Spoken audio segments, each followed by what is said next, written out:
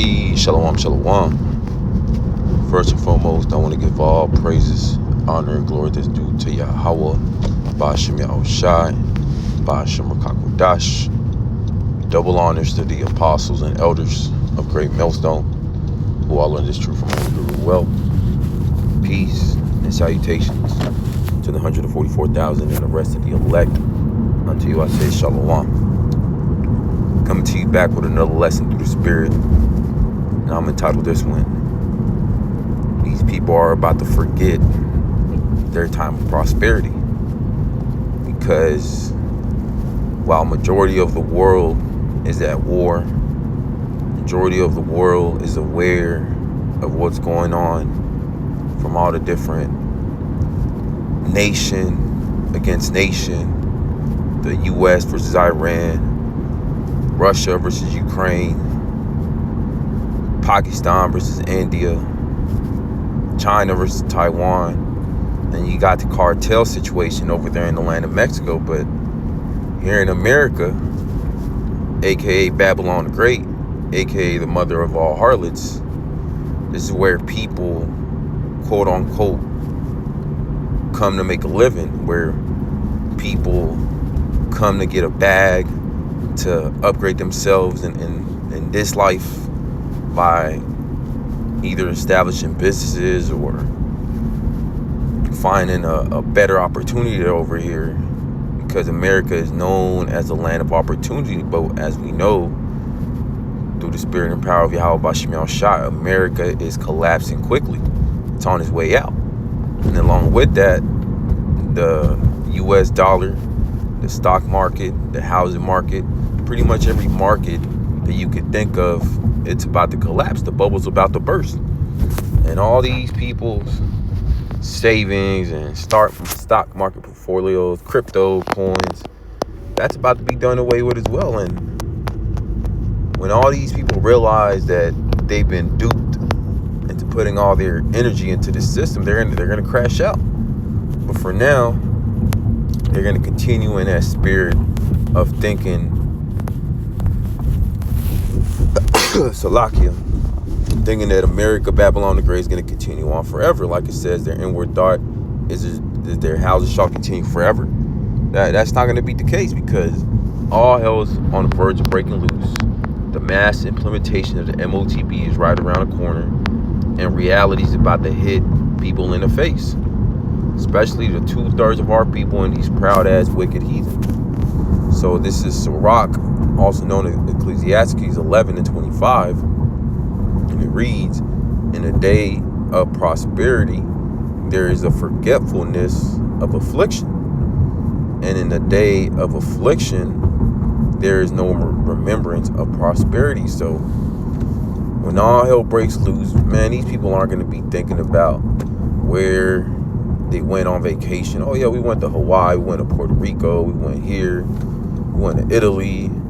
People aren't going to be thinking about the Super Bowl and, oh man, I can't wait to the next Super Bowl. No, people are about to get hit with reality, where it's just going to be survival kicking in. Like it says in 2nd Esdras, people are going to not have any pity on their neighbor because of how bad it's going to be out here. There's not going to be any food readily available like these people are used to. There's not going to be any water where you just turn on the faucet or, you know, the refrigerator and, you know, boom, water. No, those days are about to be done away with. But these people that are at comfort, you know, Yahweh Ba'ashem Yahushai gave them those so-called riches, that wealth, because ultimately it's a snare and a trap. It's going to lead these people to bug out. It's going to lead them to take ultimately that MOTB, which is the RFID microchip, because they're going to want those comforts back, but it's going to lead to their destruction. It's going to lead to their demise.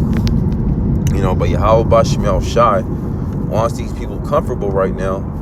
So when the tables turn, they're going to go from being in the house of mirth to going into the house of mourning. And then you're going to have the remnant, the elect, that are going to go from the house of mourning to the house of mirth, ultimately, because Yahweh Ba'ashem Yahushai is making these prophecies come to pass. And as these prophecies are coming to pass, the salvation of the elect, of the remnant, is also nigh as well. So it may look like these people are winning, but no, it's about to change very soon. This is Job chapter 20 and verse 4. Knowest thou not this of old, since man was placed upon earth? Verse 5, that the triumphance of the wicked is short, and the joy of the hypocrite but for a moment. So all these proud ass people, these proud ass Americans, thinking their shit don't stink, thinking that nothing's ever gonna go down over here in the souls of Babylon the Great. They're about to be in for a rude awakening when that energy crisis finally kicks in, when the energy gets shuts down. You can't pump gas into your car like you're used to. You can't go to the grocery store like you used to. You got to sit your ass down. These people they're gonna crash out and they're gonna bug out, because ultimately they're pride. These Americans, these Babylonians, they're the most prideful people upon the planet Earth. And that's why, like it says, the harder that saying in the world, the harder you are, or the greater you are, the harder you fall. It's going to be a great fall for these Americans, for these Babylonians, because the people in the other sides of the world, they're used to affliction, they're used to adversity, but these Americans, these Babylonians, they can't go a couple hours without eating, without stuff in their faces. So Yahweh Shemel Shai is going to hit where these people, where it's going to hurt these people, and ultimately it's going to be through taking that food away. This is verse 6, Job 20 and 6. Though his excellency mount up to the heavens and the head reach unto the clouds, verse 7, yet he shall perish forever like his own dung. They which have seen him shall say, where is he? So ultimately going into Esau, Edom, because he's the main proud, the main villain in this movie of Yahweh Shemel Shai. And since he's in control, since he's ruling, that's why these wicked ass people in the world, these 2/3 Israelites, they're under the vibration of Esau, Edom, that proud spirit, thinking that this place is never going to be judged, and they're going to continue to keep doing wickedness. But that's not the case. Yahweh Shemel Shai is about to put a stop to these 2/3 Israelites, and first and foremost to Esau, Edom, the cerebral playing white man. This is Proverbs 11, verse 21. Though hand join in hand, the wicked shall not be unpunished, but the seed of the righteous shall be delivered. So that's the contrast between the 2/3 of the remnant, or the 2/3 versus the remnant of the nation of Israel. Because our people are in that spirit of, this place is going to continue like it's been. Our daily routines, going to work, paying taxes. Man, these people are about to, F around and find out that nothing's about to be quote unquote normal like it's been, especially after 2020. We've seen what happened with the C-19, with the jump shot, with the shutdowns. That's about to kick off again, and it's gonna be even worse because America, Babylon the Great, along with the whole world, they can't afford another shutdown. So what are these people in the world gonna do, to try to get that form of normalcy back? They're gonna bow the knee to Esau Edom. They're gonna take the RFID microchip, which is the MOTB, because they're gonna want to participate in Esau Edom system again. I can't buy and sell, I can't have a job. No. Well, like it says, though hand join hand in hand. So a lot of our people, they're going to be pushing that MOTB. They're going to be pushing that RFID microchip. But just as, they think that, everything's back to normal, that's when Yahweh Shemel Shai, like it says, he's going to come like a thief in the night. This is Ecclesiastes 8 and 11. And it reads,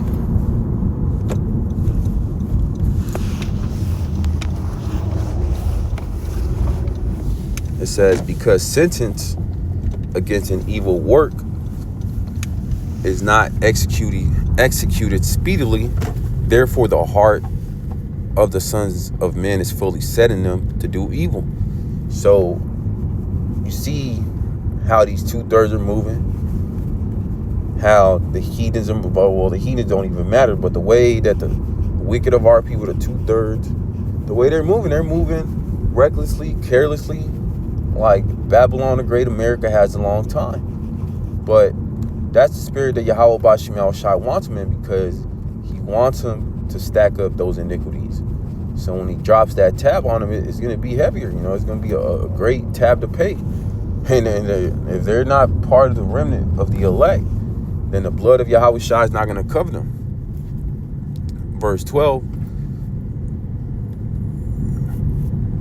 Though a sinner do evil 100 times and his days be prolonged, yet surely I know that it shall be well with them to fear Yahweh Bashim Yahushai, which fear before him. So the only ones who are going to be kept from all these different calamities are going to be the remnant, the elect. But to the rest of our people, the 2/3 of the nation of Israel and these heathens that are proud as all hell, thinking their shit don't stink, Yahweh Bashim Yahushai is about to visit these proud ass people, because that's the spirit that Jake has always been in. God hasn't judged me yet. He's not going to do nothing, because he wants him to be in that spirit. So when he takes all these comforts, dainties away that Jake is used to, man, it's going to hit him hard as all hell. Verse 13, but it shall not be well with the wicked, neither shall he prolong his days, which are as a shadow, because he feared not before Yahweh Bashim Yahushai. So yeah, it may seem like Jake is winning right now, these heathens, but it's for a short period of time. Like it says right here, Hebrews 11 and verse 24, by faith Moses, when he was come to years, refused to be called the son of Pharaoh's daughter. Verse 25, choosing rather to suffer affliction with the people of Yahweh Bashim Yahushai than to enjoy the pleasure of a sin for a season. So even Moses was second in command under Pharaoh. He had all these riches, all this wealth, during the Egyptian empire. But what did Moses do? He said, nah, man, I'm going to serve Yahweh Bashim Yahushai, because all these riches, all these comforts, it's temporary. But Jake doesn't understand that. They sell out, they put all their blood, sweat, and tears into the system. But for what? It's all vain. It's about to collapse in the very near future. He rather suffered, with his people. And that's what the remnant, the elect, are doing in these last days. They'd rather suffer and wait upon Yahweh Bashim Yahushai to exalt him, instead of trying to gain vain glory on his side and sell out like the 501c3 Israelite camps, like these Christian churches. Verse 26, esteeming the reproach of Hamashiach Yahushai greater riches than the treasures in Egypt, for he had respect unto the recompense of the reward, salvation. That's the recompense that the remnant, the elect of Yahweh Bashim Yahushai, are eagerly waiting upon. Not on Babylon the Great to be healed, and things that go back to $1 gas and 50 chicken wings for $5. No, those days are done away with. We're at the beginning of sorrows, and it's only going to ramp up more and more. Verse 27, by faith he forsook Egypt, not fearing the wrath of the king, for he endured as seeing him who is invisible. So our people fear death more than fearing Yahweh Bashim Yahushai. They're more scared to die than to go all out and serve Yahweh Bashim Yahushai, even if it means, getting put to death, even if it means being a martyr for the testimony of Yahweh Bashim Yahushai. Our people rather bend the knee and bow to the system, and that's what majority of our people are about to do, because they fear more him who could just kill the body than him who could kill the body and soul in hell, like it says in Matthew. But that's pretty much the point. I pray that this was edifying to the elect. I want to give all praises, honor, and glory is due to Yahweh, Ba'ashem Yahushai, Ba'ashem Rakakwadash. Double honors to the apostles and elders of Great Millstone, who all learned this truth from Elder well.